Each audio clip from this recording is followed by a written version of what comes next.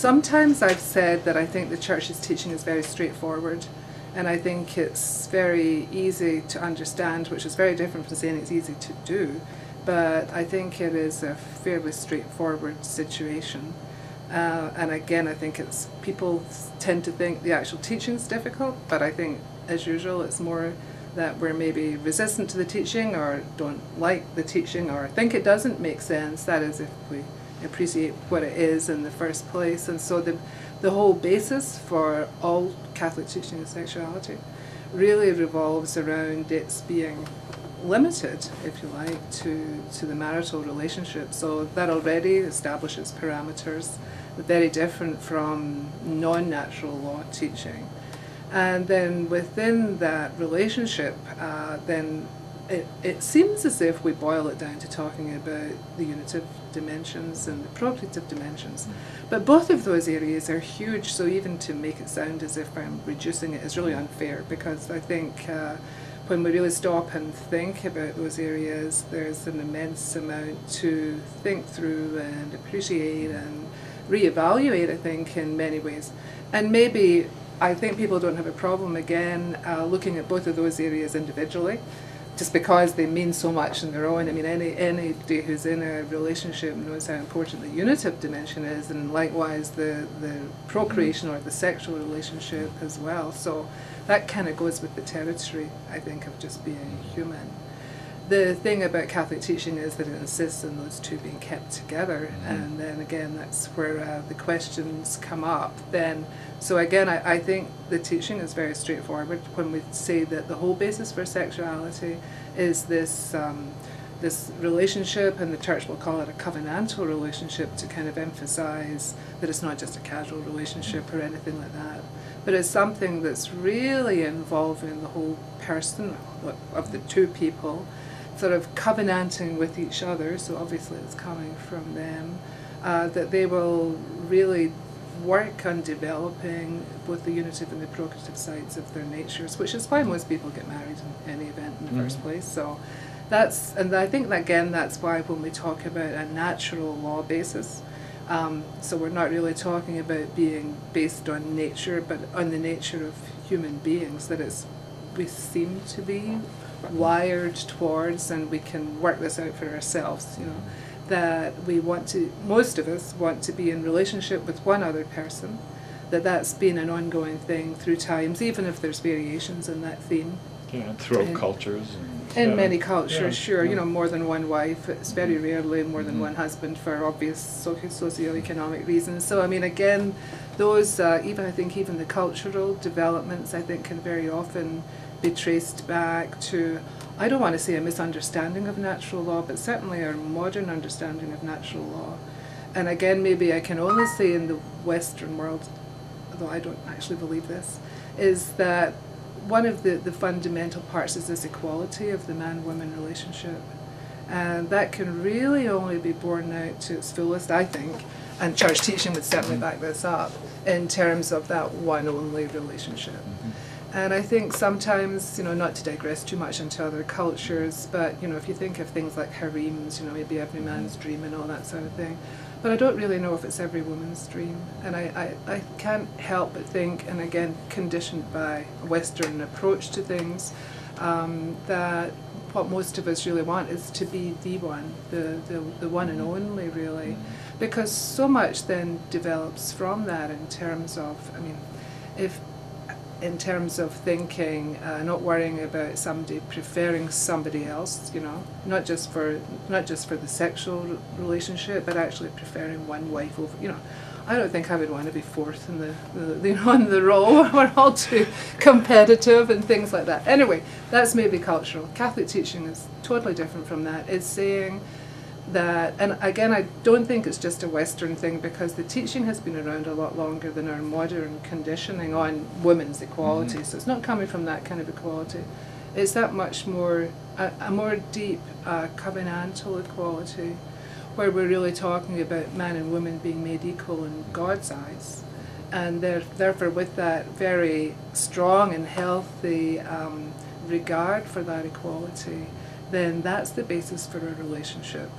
And it's on the basis of that that you can really develop really strong, the unitive part where we really talk about one person bringing out the best in the other, and sometimes the worst if we're talking reality, but everything's fodder for changing, improving and growing.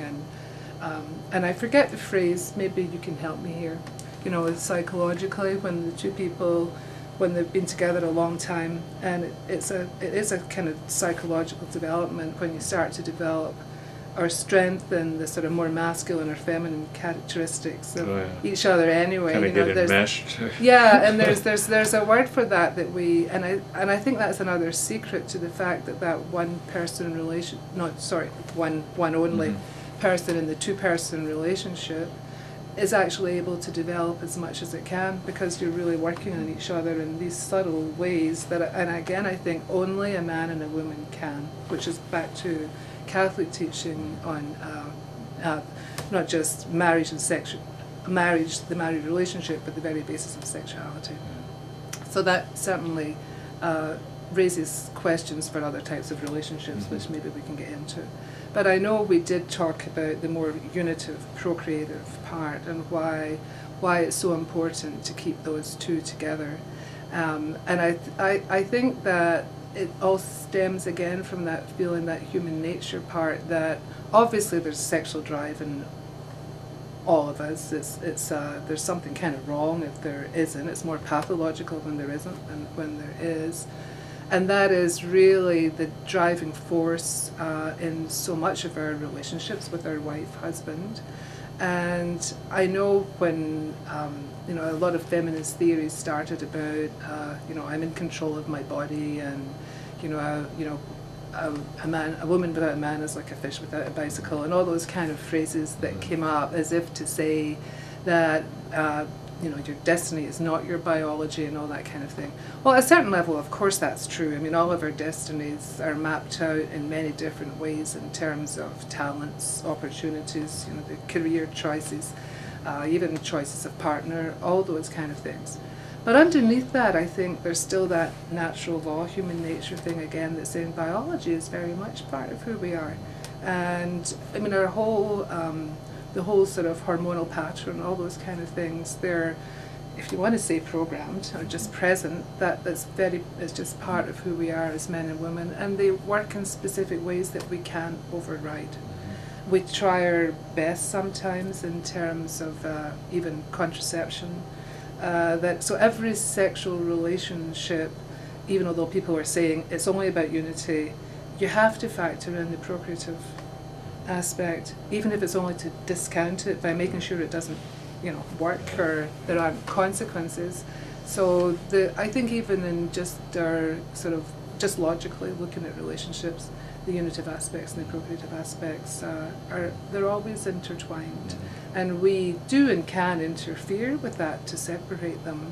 And there's maybe advantages and some disadvantages to that. It just depends on how we look at it. If we look at it only as affecting the two people involved, or if you look at it on a wider basis, so that in fact when multiple people start doing that, then you end up with things like falling birth rates, like Quebec, you know, who are now giving incentives to try and up their birth rate. You know, those sort of patterns that are really quite amazing, that I think many of us don't stop to think of the wider picture when we're talking about whether these two aspects should go together, or whether they should be separate, or whether it's a good thing or a bad thing.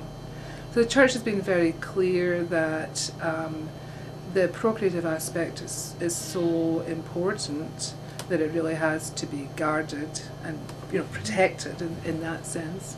And it's also asking people to be open to the possibility of having a child. It's not saying obviously you have to have a child. There's never been a requirement that you have to have with every act of intercourse. In any event, the body doesn't allow that.